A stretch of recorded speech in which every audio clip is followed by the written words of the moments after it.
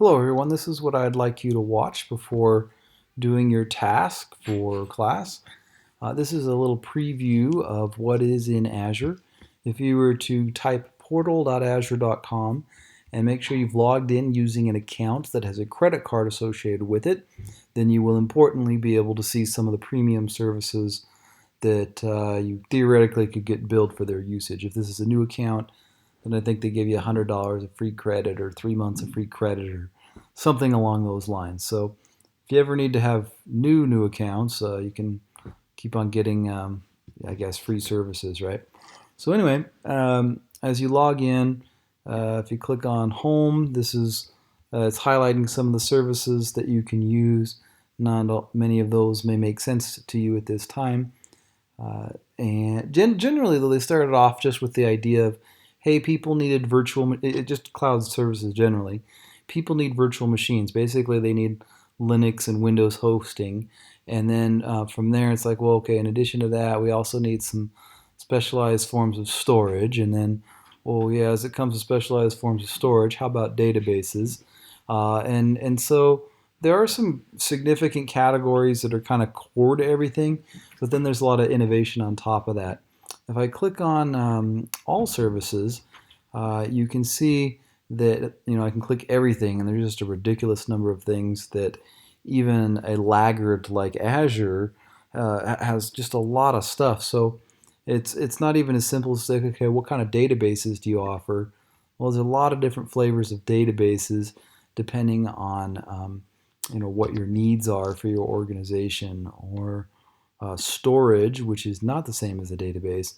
A lot of different ideas there for how to handle that. There's going to be a ton of things in analytics, that field. There's usually new services coming out all the time. So, all right, but today we just want to create a virtual machine. A lot of different ways to get to that. Let's see if I click on this one. Here's a list of virtual machines, or if I go over here and click virtual machines, I get to the same page. So I've already created one just a little bit ago. I'm going to call this next one maybe my Linux VM2. So if I click on Add to create a new virtual machine, here is a little window over here on the right hand side. I've already done some of this work. When you go through a tutorial, you'll have to create a resource group for the first time.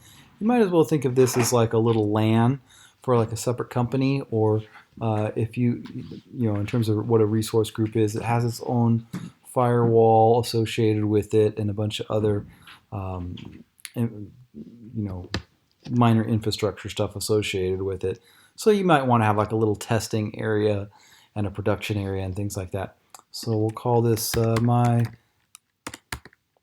Linux VM2. It's going to ask you where in the world you want to put it. Usually, depending on which data center you put things in, one of these cloud providers will make it cheaper or more expensive. The most interesting thing with VMs is like, which one are you picking? This one has some prepackaged ones, and so if you needed to spin up a Windows server instead, you could do that super easy, especially since this is Microsoft's platform. We'll just use Ubuntu. It's not really telling us super clearly. Okay, well, you have to click on this to find out exactly what kind of RAM is associated with the particular computer you're selecting, and virtual CPUs. We'll just go with whatever they're suggesting today because I'm not going to leave it up for long. And then typically they recommend that you download a private key. Well, you create your own private key, and then or public key, and public private key. Anyway, you upload it, and I did not. I don't want to create one right now, so I'll just create a normal username and password. So I'll go dig in, and then I've already created a password here. So we'll just use this one again. So that'll make it easier to log in from any SSH client. And then the other thing I'm going to change, I could also change this on the networking tab later on. The other thing I want to change is just the ports that I want coming in. What ports do I want coming in? Well, I want to be able to allow in SSH access from my home computer, or any computer, so that I can administer this, and then I also want to have this be a web server. So I'm going to open up port 80. So open this up, and I've got HTTP and SSH. If I need to modify this even further, once this creates a research group, I can go to the little virtual firewall associated with this thing and do some more specialized stuff. But with that, I should be done. So I'll click on Review and Create. Look, I did that all on one page. I just skipped over all the other tabs. It says it's going to cost me about 10 cents a minute for as long as I'm running this, and I can just say, go ahead and create. And it'll take it 5 or 10 minutes, depending on how busy it is, to do this right now. And while things are being created in Azure, it shows up in this little bell area. There's notifications on what's going on. It's gonna take a little bit, so I want to just go ahead and show you my other one. So I'm going to go back over to over here on the left-hand side. So there's virtual machines. So the one I created previously was called My Linux VM. I click on it, and here's the dashboard associated with that particular computer. It's got a public IP address ready to use and abuse for the whole world. If I click on this connect thing, it actually does not physically connect me to the server. It shows me the connection information. So right here it says, hey, here's the credentials to log in to that particular computer. So if I were to open this guy up,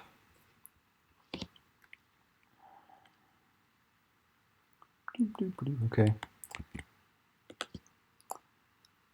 I'm gonna go ahead and grab that password again, and I hit paste. Now I'm in.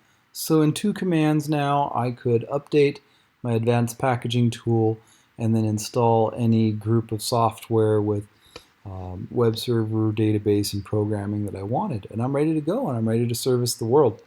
So with that, having seen it, you should be ready to go as part of your tutorial to step on through that and do the same, and also do it in Windows. Maybe just one last thing to say is that when you are done, you'll want to make sure you're not getting billed. That 10 cents an hour doesn't sound like a lot until you forget about it for a month, and then you're not so happy.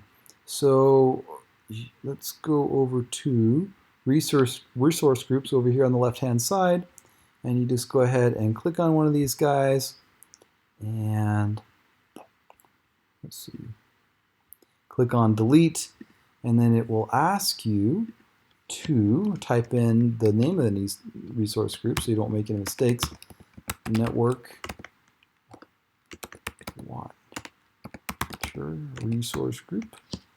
I'll hit delete, and it's going to delete all these things that it created for me when it created those those Linux VMs. There's all kinds of things that were in there: public IP addresses, a bunch of meta information primarily, the VM itself, and then the NSG network security group. I believe that's where you configure the firewall that's specific to your particular machine. So if I click delete, it will go under the process of deleting everything, and then I will not get billed, and dollars will be saved on behalf of the university and those who fund the university.